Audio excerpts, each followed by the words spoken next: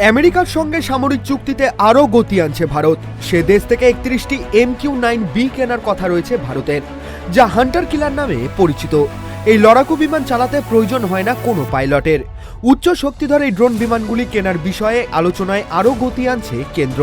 সূত্রের খবর, চলতি বছরের নভেম্বর-ডিসেম্বর মাসের মধ্যেই এই চুক্তিতে সই করে ফেলতে চায় কেন্দ্র। সেই মতো দুদেশের মধ্যে আলোচনাও চলছে বলে সূত্রের দাবি। সাম্প্রতিক সময়ে চীন ও পাকিস্তানের কূটনৈতিক সম্পর্ক যে পথে এগিয়েছে তাতে আমেরিকার সঙ্গে ভারতের এই সামরিক চুক্তি যথেষ্ট তাৎপর্যপূর্ণ বলেই মনে করছেন কূটনৈতিক বিশ্লেষকরা। পূর্ব লাদাখ ও অরুণাচলের সীমান্তে চীন লাল ফৌজের জওয়ান ও সমরসজ্জা বিগত দিনগুলিতে উল্লেখযোগ্যভাবে বাড়িয়েছে। শুধু তাই নয়, পাকিস্তানকেও চীন সামরিক সাহায্য করছে। সূত্রের দাবি, চীন থেকে কাইংহং 4 ও উইংলুম 2 ড্রোন সরবরাহ করা হচ্ছে পাকিস্তানকে। ইতিমধ্যেই 7টি কাইংহং 4 ড্রোন রয়েছে পাকিস্তানের হাতে। সম্প্রতি বেজিংয়ের থেকে আরও 16টি কাইংহং 4 চেয়েছে ইসলামাবাদ। তবে আমেরিকা থেকে যে MQ-9B আসার কথা রয়েছে ভারতে, তা চীনে তৈরি ড্রোনগুলির থেকে আরও শক্তিধর বলেই দাবি করা হচ্ছে। 40,000 ফুটের বেশি উঁচু জায়গা থেকে নজরদারি চালাতে পারে এই পাইলটহীন হান্টার কিলার বিমান।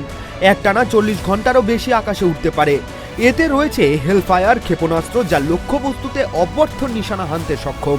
পৃথিবীতে সবচাইতে ভয়ঙ্কর মিলিটারি ড্রোন বলা হয় এই MQ-9B কে। সূত্রের খবরে 31টি হান্টার কিলারের জন্য আমেরিকান সংস্থা দর হেঁকেছে $3.9 বিলিয়ন। সঙ্গে দেবে 170টি হেলফায়ার ক্ষেপণাস্ত্র, 310টি বোমা, দিক নির্ধারণ যন্ত্র, সেন্সর ও মাটি থেকে ওই লড়াকু ড্রোন চালানোর যন্ত্র। প্রতিরক্ষা মন্ত্রকের এক সূত্র জানিয়েছে, আমেরিকা সরকার ও জেনারেল অ্যাটমিক্স অন্যান্য দেশগুলিকে কি দরে বিক্রি করেছে সেটিও পর্যালোচনা করে দেখা হচ্ছে।